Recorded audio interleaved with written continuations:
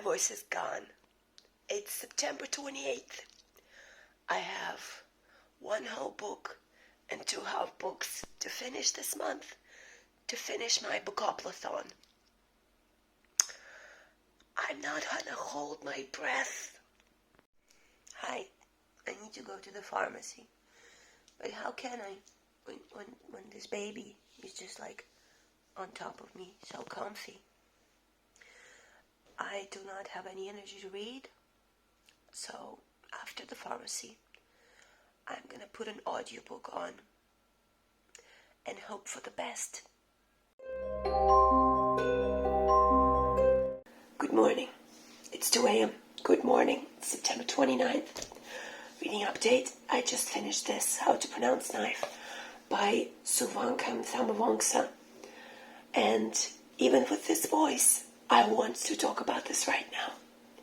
This is a short story collection. It's only 179 pages long in paperback. I read it practically in one sitting. I read 2 short stories in one day, then I took a break yesterday, and then I finished all of this just now. Couldn't put it down. Normally with short stories, when I read them, I hope you can listen to this normally, I'm so sorry. I'll try to put subtitles in. Normally with short stories, I need to take a break after every story to process it. Even with full-length novels, when I finish a novel, I can immediately start another one. But with short stories, for some reason, because often there is so much punch packed into such a tight package, I need more time to process it. With this, I literally could not put it down. This was so good. This writer, she wrote 4 books of poetry. This is her first short story collection. She was raised, she is of Laos descent. She was raised in a Lao refugee camp in Thailand. I can't remember the name of the camp, sorry. And she was educated in Canada, and that's where she lives. These are stories all about Lao people, and they're just stories about life. There's a lot of stories about relationships between parents and children, about how women feel, about how men feel, just what happens within families, what happens when someone is displaced from their home and is trying to cling to their culture when it's being pushed out by the new place you are forced to live in. And it was very impactful from a cultural point of view and from a just social point of view, from just a personal human point of view of how everyday people feel about everyday occasions, how very big feelings can occur from very small things happening. This was a beautiful book. This was written just flawlessly. It's gorgeous. 5 stars. One of the best books I read this year, I think. Dear writer, thank you for this gem. I added all of her poetry to my TBR now. And this was another great read for this month. I'm so happy that I read this. Update on Ragtime. No, this bookmark is actually not in the correct place. I'm on chapter 5, I think, which is somewhere here. I was listening to it on audiobook because yesterday I just couldn't even lift my head from the pillow. I'm only a little bit in because it's an old copy. It's like an old mass market copy, and it has very little font. And I had fever yesterday. It was hard for me to read, so I had to listen to it on audiobook. So far, I'm not connecting with it that much, but I like the way it's written. And I'm obviously going to finish this. And I have another one left to finish this month, to start, and then to finish this month. I have 2 days to finish these 2 books. I think I can do this if this COVID head feels a little bit better, so that I can read with my eyes, because I read faster than the audiobook narrator narrates. I'm having a great reading month. Even with COVID, I feel really happy. So I hope you're having a good reading month as well. I'll update you tomorrow. Hello, little update. Ragtime is still delightful, but very weird. This was written by a man with some interesting obsessions, I'm gonna say. And also, I bought delightful alpaca magnetic bookmarks. It says llama. It says they're llamas. But no, they're alpacas.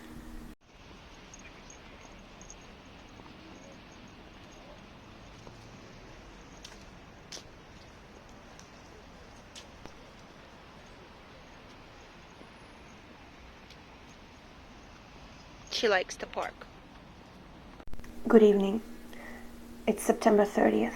It's 4 hours until midnight, until October 1st. I have not finished Ragtime yet, and I need to put up this vlog tonight, after midnight. I don't need to, like nobody's making me. I can finish this tomorrow and like not even tell anyone, but no. I'm on page 72 out of like 200 or something, and at 235 pages. I can finish this if I just sit here and read it right now, but I'm so tired. I did so much today. And because I'm sick, I get tired more easily. So I just want to sit down and play Half-Life and not do anything. I cannot say that I like this, but I want to finish this and find out what happens. It's not like what happens, like nothing happens. This is just a stream of consciousness, more or less. This is, I think, would be good for people who read James Joyce for pleasure. And, well, no, not just James Joyce. I'm not going to just diss on James Joyce. Ulysses. If you read Ulysses for pleasure, I think you'd enjoy this. What are you eating? She found a plastic cap and choking on it. No, not choking, just chomping on it. I'm so dumb. I am so dumb. COVID makes me dumb. Cannot speak, cannot comprehend reading material. I better wake up in perfect health in the morning because October is tomorrow and there's so much to do in October. I'll see you later. Good evening. Welcome to the end of September and the end of Bookoplathon. I want to say thank you again to Becca from Becca and the Books for this beautiful readathon. And let's do the wrap up. I have just finished Ragtime. What can I say about Ragtime? Ragtime is a novel by renowned American novelist E.L. Doctorow. This is a stream of consciousness novel, at least in its style of writing. There are no quotation marks or anything like that for dialogue. It's just straight text within the body of the novel.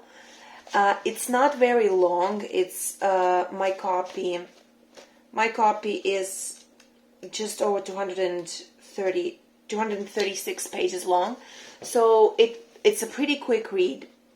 But I have a problem with this style of writing. My brain is very disorganized in general, so it's very hard for me to intake information that is not structured.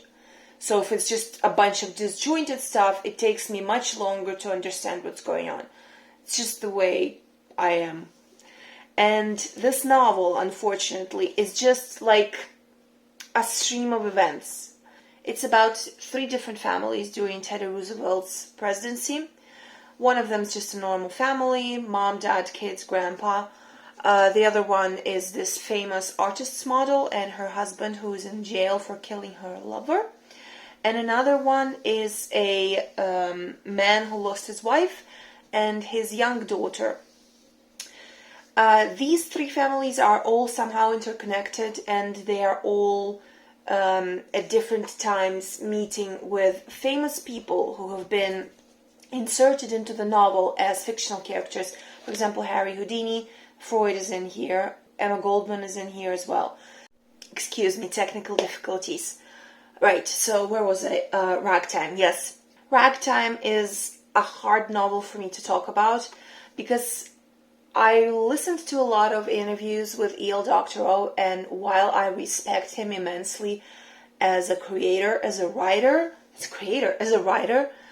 and he seems like an interesting person to me, and I definitely will read everything else of his. But Ragtime is not one of my favorites. I appreciate it. I appreciate that it describes a bygone era of American history, but for me it's very hard to appreciate it and love it because I don't have any experience with American culture other than what I've seen on TV, what we all non-Americans have seen on TV. So for me, it's not an intimate story. For me, it's just me, an outsider, looking in, trying to make sense of what was happening. So Ragtime for me, unfortunately, is only 3 stars. Let's just do a quick rundown of all the books that I read this month. In case you haven't seen the 2 first parts of my vlog of Bookoplathon of September, I'm going to put them down in the description so you can go and check them out. But all of my books, here's my wrap up. A Case of Exploding Mangoes by Mohammed Hanif, 4 stars. Mrs. England by Stacey Holes, 4 stars. Oranges Are Not the Only Fruit by Jeanette Winterson, 5 stars. Gorgeous, amazing. I am in love with this book. The Little Stranger by Sarah Waters, 4 stars. Excellent. Ragtime by E.L. Doctorow, 3 stars. Not bad. How to Pronounce Knife by, Suvankam Thamuvangsa, 5 stars. Amazing. This was so good. I gush about this before. You don't need to hear more about this. The Two Towers, 5 stars. And there in the middle somewhere were The Beautiful Ones, 3 stars. Also, The It Girl by Ruth Ware, 3 stars. Well, I think that this was a great reading month. I read 1, 2, 3, 4, 5, 6, 7, 8, 9 books. Didn't get close to this one. Didn't even start it, but I'm not going to be mad about this. I'm not gonna let myself get upset about the fact that I missed one of the books from my initial TBR for Bookoplathon. I'm going to read this soon anyway. It's fine. I'm not gonna be upset. I'm moving on to Gothtober. Yes? Yes, she agrees. She came to tell me that the kettle boiled, which means it's time to make her dinner. Yes. This was a great reading month, and now I'm going to go feed my dog. Then I'm going to start my first October read, and I hope that you've also had a great month. Please tell me what you read in September, if you found any new favorites, if you've done a vlog or any interesting videos you want me to check them out. Link them in the description down below. And yes, excellent, very good. I am very pleased with this vlog, so I'll see you later.